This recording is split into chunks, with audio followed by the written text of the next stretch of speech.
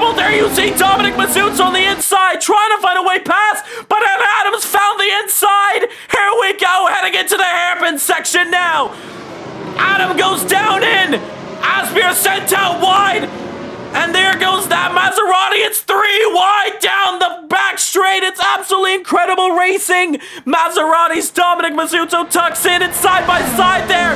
Dominic trying to find a way to the inside. Has his way through. Can he just about hold it off? It's a bit of contact between the two drivers. Great, incredible racing at the start of this one.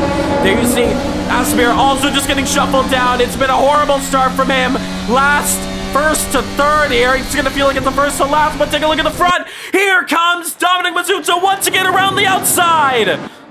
Dominic Mazzucci trying to find the way past Adam. Has to tuck back in, and Dominic Mazzucci takes the lead of the Grand Prix. Well, we have a little bit of trouble there at the back of the grid here. Oh, it's there you see a whole bunch of chaos there for the moment. Cody Lawrence is cutting through the field. And he's got up another couple of positions. He's entered the podium in one bit of corner. That was a great move there from Cody Lawrence. 25 concurrent viewers, thank you so much for tuning into Caribbean Motorists and Simple Up this evening out. Take a look at this battle here. Zachary Oswald going up the inside, trying to make it 3 wide potentially.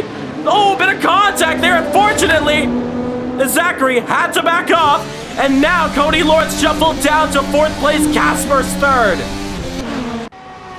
Look at this incredible fight between these drivers here.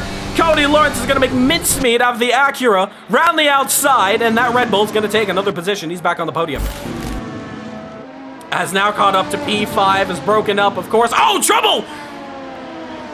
Zachary facing the wrong way. Flick spins it. Oh, virtual safety car deployed. Virtual safety car deployed. Slow down your pace. Slow down your pace. So, waiting for Dominic Mazzucci to head back going now. Remember, the last time he had to control a restart, he may have binned it. But he's back going and it looks clear. Green flag, green flag. Oh, in trouble. He's hit the curb. He's almost got it wrong. But Dominic Mazzucci was able to survive to the start-finish line. Tires are cold, yes. But we get back racing. Here we go. Green flag, green flag. Dominic leads us off here. And we see the back, very, very messy as all the drivers start to cut through. Matthews Parker just off the racing surface for the moment there. Lossie trying to find a way past Cody Lawrence. As it stands now, here's your battle for the lead. The hotel section. Oh, whoa, that was trouble there. And Casper, we were just talking about him. He faces the wrong way in the wall. Doesn't help his picture. Trouble for P2. Trouble for P2. That's the man in 2nd position. Aspire getting it all wrong. Faces the wrong way. Cody Lawrence goes up a position. Matthews Parker goes up to 3rd. And something has gone horribly, horribly wrong. And now here we go. We look at the battle for the lead of this Grand Prix. Dominic Mazzucci against Cody Lawrence. Maserati against Red Bull. Constructors title commences. 7/10's the difference. Cody Lawrence has DRS on the back straight. And wow, he's actually really closing up that gap quite a lot. And Cody Lawrence has now got himself up into 2nd position from the start of this race, starting in last. And now he's 3/10 away from the lead of this Grand Prix. As they go down the inside almost, Cody Lawrence just reminding him he's there. In the chat, cheering on Dominic Mazzucci. But Cody Lawrence is an animal behind that wheel. He's a very quick driver, and he is now chasing, hunting, pushing as he looks potentially to the outside. The inside's left open, and Cody Lawrence is going to dive it down the inside. Does he get the move done? Yes, he does. Cody Lawrence takes the lead, but for how long? Here we go. Dominic Mazzucci was able to get over the DRS line because he was behind Cody Lawrence. Dominic takes back the lead of this Grand Prix. And if your leg is not bouncing to the action that's going on here, it's incredible. Oh, take a look at this. Both of them entered pit lane. Both of them have entered pit lane. This could be a deciding factor in this race. Dominic Mazzucci, Cody Lawrence enter in for their pit stops. This could be a race for the ages. Pit exits secured. And it wasn't as close. Dominic holds on. We have a live look on the inside of the tunnel. Race to pit exit. Got to be clean. It's very tight out around here. They get out. It's flat out. Foot to the floor.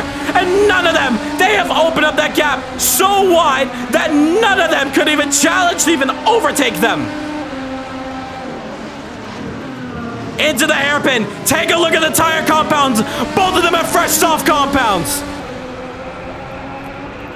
But here we go. Cody Lawrence, Dominic Mazzuzzo. Cody goes to the outside, takes the lead once again. But now Dominic, what does he do about it? Both of them, I'm assuming, they may be charged up their batteries quite a bit.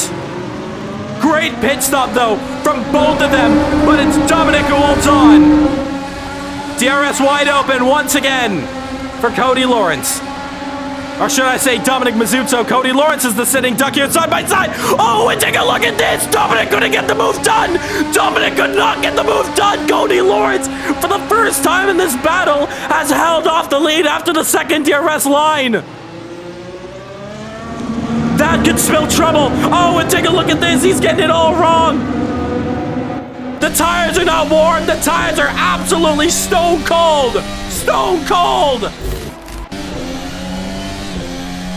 So Danny Nasir continuing to push. Look on pit exit. That is lap traffic. Oh, Marlon Young. I hope there was no contact. Did not have the best of angles to witness what just happened there. But side by side, Zachary Oswang, Danny Nasir. Oswang drags Danny out to the outside of the track. Now tucks back in. DRS wide open, and Oswang is going to stomp right past him. And Danny Nasir may lose 2 positions potentially. And the Audi looks to the inside. Lock up there for Danny. Gets it wrong. Bit of contact potentially. And he gets through. Meanwhile, we look back at this lead here. The gap went down to 1/10 for a split second. But nothing can be done. Side by side, though, for P7. And Amang is just able to hold on. And let's transition over to this man, Cody Lawrence. Where do I begin with Cody Lawrence? As he starts off the final lap, I want to tell you about him. If you don't know who Cody Lawrence is, have you been living under a rock? First of all, he came into Caribbean Motor Racing Sim Club during the summer of 2024. His debut, the GT4 International Championship. And why he joined up CMRSC? Well, one particular reason. Portland International Raceway. He's from Oregon, and his home track of Portland, we raced for GT4. He loved it, and he wanted to get a part of it. The thing is, I didn't know too much about Cody Lawrence either. A little bit of research, and if you follow Race Sim Studios on social media platforms, they have this open wheel league, not controlled by RSS, controlled by just a league called Formula Trout. And you know who dominates it? You're looking at him. Cody Lawrence is quite literally one of the fastest open wheel racers that Race Sim Studios Formula Hybrid have to offer. And Cody Lawrence loves F1. As soon as he saw this championship, he was so hyped. The only reason why he missed Monza, simply because he was unable to take part racing in Formula Trout. Cody Lawrence, ladies and gentlemen, as he comes around the final 2 corners in Red Bull, the undominant, undefeated Cody Lawrence comes across the line, is champion of the world. Cody Lawrence wins the championship here today. And hats off to him. Dominic Mazzuzzo comes across the start-finish line, and he's going to be very delighted to know that Maserati will stick to the top. Maserati are champions here tonight. In P3, and Adam for Ferrari. The Scuderia, well, you know what? They're going to be proud of him. He'll finish 3rd in the championship for both constructors, for both drivers.